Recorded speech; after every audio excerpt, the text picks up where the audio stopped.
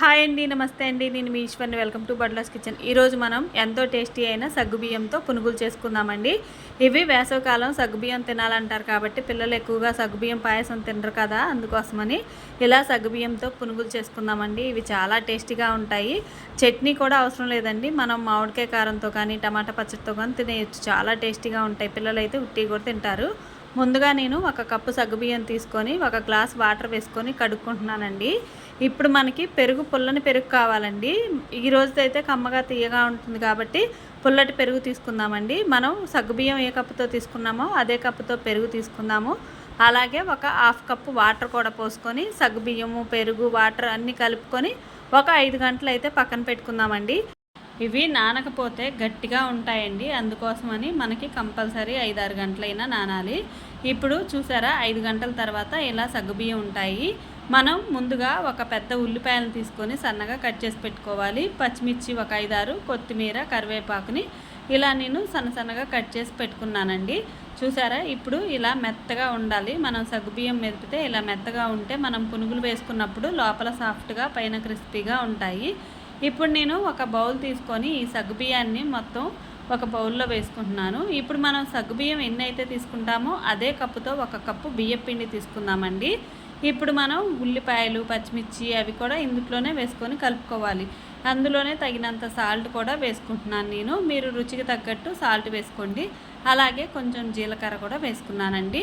మీరు కావాలనుకుంటే ఇందులోనే కొంచెం పుదీనా కూడా వేసుకోవచ్చండి కట్ చేసి. నేనైతే కొత్తిమీర, ఉల్లిపాయలు, కరివేపాకు, పచ్చిమిర్చి వేసుకున్నానండి. ఇప్పుడు మనం ఇవన్నీ వేసిన తర్వాత 2 స్పూన్ల గోధుమ పిండి అయితే వేయాలండి. మనం పునుగులు వేసినప్పుడు విడిపోకుండా ఇది బైండింగ్ లాగా మనకి పునుగులు వేసేటప్పుడు చక్కగా వస్తాయన్నమాట. సగ్గుబియ్యం విడిపోకుండా వస్తాయి. ఇప్పుడు కొంచెం సోడా ఉప్పు కూడా వేసుకుందామండి. మరీ ఎక్కువ కాకుండా హాఫ్ స్పూన్ అయితే సరిపోతుందండి. ఎందుకంటే మళ్ళీ ఎక్కువగా వేస్తే ఆయిల్ పీలుస్తాయి. ఇదంతా ఒకసారి మనం కొంచెం వాటర్ కొని కలుపుకోవాలి. మరీ ఎక్కువగా కాకుండా అలా కలుపుకోవాలన్నమాట. మనం పునుగులు వేసుకున్నప్పుడు చక్కగా మంచిగా వస్తాయి. ఇప్పుడు నేను స్టవ్ ఆన్ చేసుకొని కళాయి పెట్టుకొని ఆయిల్ అయితే పెట్టుకున్నానండి. ఈ పిండి తడుపుకునే లోపు అప్పుడు మనకి ఆయిల్ కూడా కాగుతుంది. చూసారా, ఇలా ఉండాలి. మనం పునుగులు వేసినప్పుడు విడిపోకుండా ఇలా వచ్చేలాగా వేసుకోవాలి. పెద్దవైనా వేసుకోవచ్చు, చిన్న పునుగులైనా వేసుకోవచ్చు. మన ఇష్టాన్ని బట్టి, పిల్లలు తినేదాన్ని బట్టి మనం వేసుకుందామండి. ఉల్లిపాయలు కొంచెం ఎక్కువగా ఉంటే టేస్ట్ బాగుంటాయండి ఈ సగ్గుబియ్యం వాళ్ళకి. ఇప్పుడు మనకి ఆయిల్ పెట్టుకున్నాను కదా, ఆయిల్ కూడా కాగిపోయింది. పునుగులు అయితే వేసుకుందామండి.